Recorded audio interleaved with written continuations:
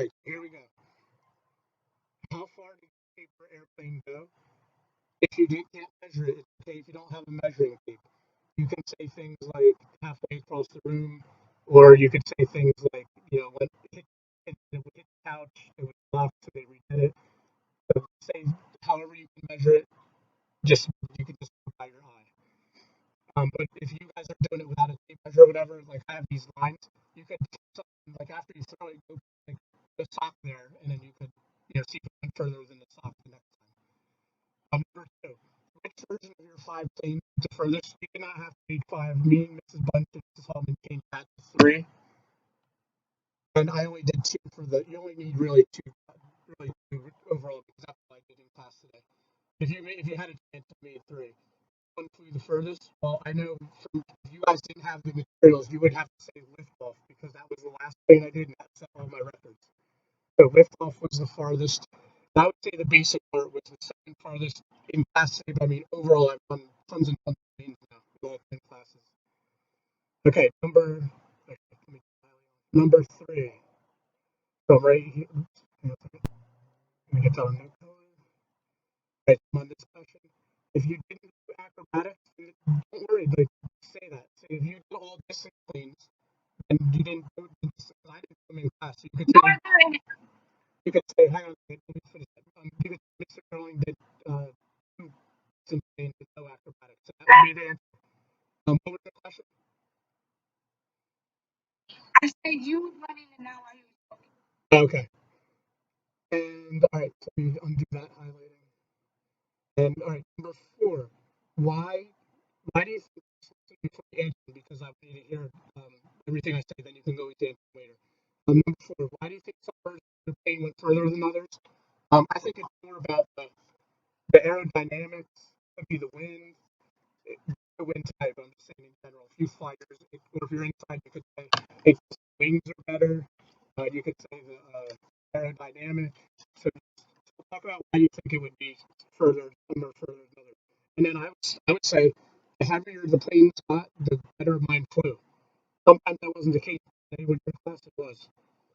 And then this one I would say if you use my results, Mr. Sterling didn't make any acrobatic planes. Even though the one I flew the first time that funny that liftoff went all the way around in a circle and came back to me off camera. All right, number six. Were you able to get your weighted planes to go the same distance as unweighted planes? I was able to get the weighted planes to go further than unweighted planes. But don't rate what I did. If you made it your own and had different results, rate what happened to you. But if you were doing it by what I did, you would say my weighted planes went further than the unweighted planes. Number seven.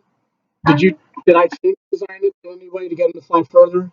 The only thing I changed was the weight, the pennies, and the dimes on the other one. It was actually dimes were the best for me. But I didn't change the design. But you could have if you changed the way the wings were. If I really had time, and this was like two mods today, I could have like changed a lot of stuff. But I had to do it with basics today, so that was what my results were. Now this question number. Okay. All right, so I said I'll just say number seven again here. Number seven, I changed the design. Today I did not change the design besides the coins. Okay, so besides the coins, I didn't change the design. But you could have changed the wings. And if I had time today, if we had more time, I would probably go back and do a couple little different folds just to see what was better. Some kids did that. I did not have time to do that in this class today, or any class really. I just did what they said to do. All right, so this is an important question because you might have said like I think it was Finnegan or whoever asked me in the beginning, like how does making a paper airplane even have anything to do with the real world? Well, the plane today isn't the thing that we were trying to do. Okay, what we were doing was trying to see what the trade-offs were about positive and negative effects, and the coins were positive effects today. But really, what you are doing is problem solving. Okay, so we're trying to solve a problem.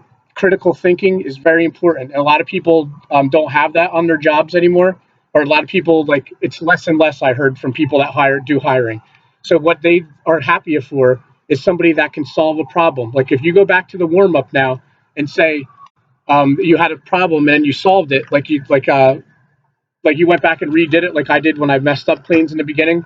Uh, that's a real world problem, not the plane, but solving a problem. Okay. And what I mean by that is, say you work at Safeway and you find out that there's a better way to get people through the cashier line, or there's a faster way. I'm just making that up, but if you did that, your manager would like you. Or if you had a job at a company and you thought of something better, they might give you a raise or a bonus. And I'll tell you, there's a comedy club that I worked at, right down the road from here, Magoo Beach Joke House, and Mr. Carbon. I got him a job there too. If you know who Mr. Carbon is, he's a social studies teacher. But anyway, we would check the exit tickets when people paid their bill. They would get a ticket, and then we would know if they paid their bill when they walk out, because so many people leave so fast. And I would get tired of saying, "Have your tickets out, have your tickets out." So I asked the owner, "Can you make a sign like and put it up above so people have their tickets ready to show when they walk out?" And he was like, "Yeah, it's a good idea." And then people could get out of the comedy club faster, and then they could bring in the new people for the next show. So that's the kind of thing I'm talking about, where if you can convert, if you can problem solve, and that's what this lesson was about. Not the planes were just because it's easy with materials to find paper, but we problem solve when we make something and then figure out how can you do it better. And today we knew that by taping dimes on it, it made it better. Okay, so that's the world situation. That you're a critical thinker when you do stuff like that, right? And the last thing I'm going to say is number 9. And listen carefully for this, because I'm going to give you guys some options here about either turning on your camera to show me in a minute, in the last minute of class, or because some cameras don't work. And the reason is because it doesn't let you save to a location on your computer. It's making you save it to somewhere at school. And since we're not in school, you can't use the camera, some people. So here's what you can do. There's 3 ways you can do this. One is, look at my screen. There's a draw tool. You could just take a pen and draw it with your finger and just draw a plane. And so if you made a basic dart, I don't know what that background is, but usually that doesn't come out. But you could just draw what your plane looked like. Do the best you can. Okay, you see what I'm doing now? Oops, my wings actually backwards. I don't know why it's doing that box around it. But anyway, yours probably won't make that box. I don't know why that's that. The other way you could do it is, if you have access to a cell phone, you could take a picture on the cell phone, and then let me show you when you guys submit as assignment. Let me go back to here. There's a submit button. I don't have it because I'm not a student, but you can submit more than one thing. You could submit the document, and then you could submit the picture separately, but they'll all come to me in the same place. So that's the second way. The third way is a trick that hopefully would work. If you guys show on camera, even if you just put your camera on with that during class, if you have your camera on, you see this down at the bottom of my screen. There's a snipping tool. I know it's on Windows. I don't know if Google has it, but you can do a shortcut with a screenshot and then take a picture of your screen and then save it that way. So if you see on my screen, then you could just show your plane on like that. That might be a way to do it without having the camera. It's kind of like tricking the computer. And then if that doesn't work, do you just have to draw it then? All right. So